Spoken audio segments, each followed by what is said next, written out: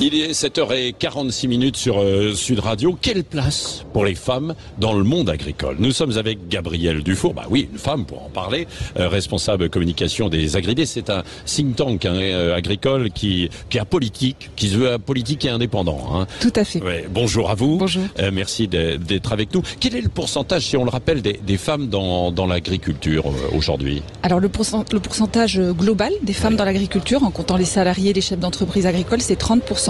Ouais.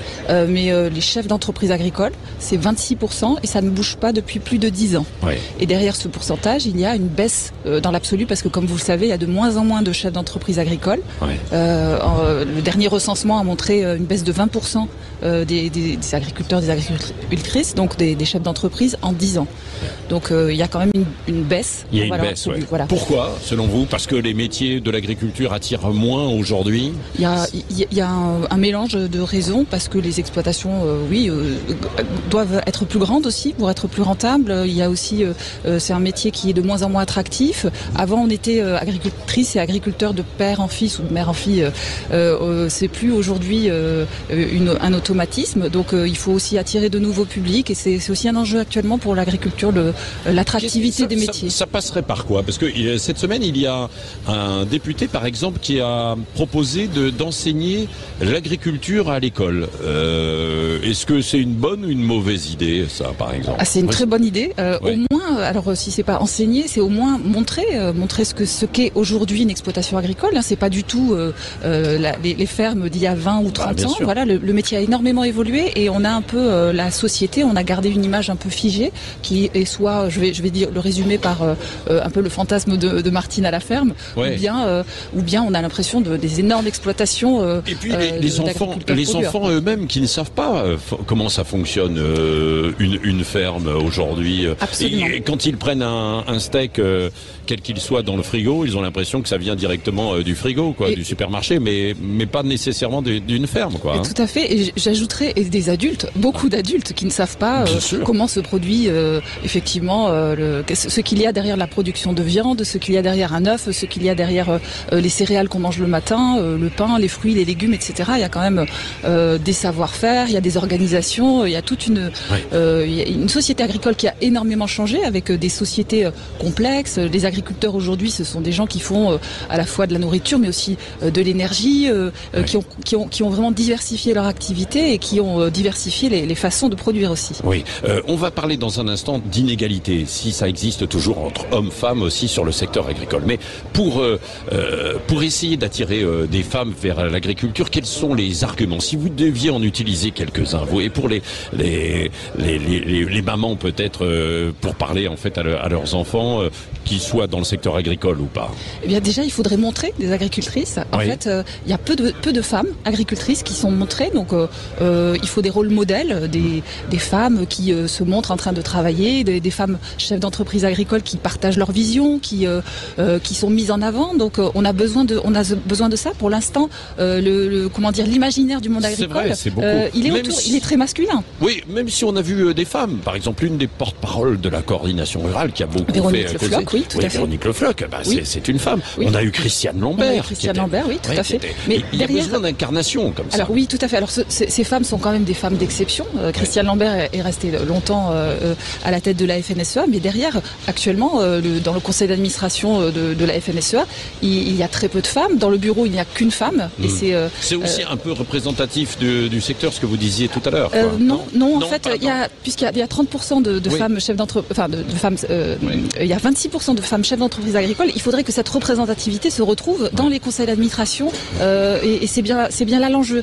C'est pas du tout le cas. Par exemple, dans les coopératives agricoles, puisqu'on est ici sur le stand de la coopération agricole, dans les coopératives agricoles, le pourcentage de femmes dans les conseils d'administration, c'est 10%. Et ils ne représentent pas du tout le nombre de femmes et des femmes réellement chefs présentes. d'exploitation. Alors parce que souvent la tradition c'était homme-femme qui travaillaient sur la même exploitation. C'était au nom souvent de l'homme. Aujourd'hui, quelle est la situation? Alors c'est vrai que les exploitations agricoles fonctionnaient beaucoup sur un modèle familial. Et excusez-moi, mais sur un modèle familial qui patriarcal, c'est ça, où les femmes n'étaient pas reconnues, n'avaient pas de statut pendant très longtemps. Et pourtant c'est elle qui assurait les comptes. C'est elle qui assurait les comptes. Elle travaillait énormément.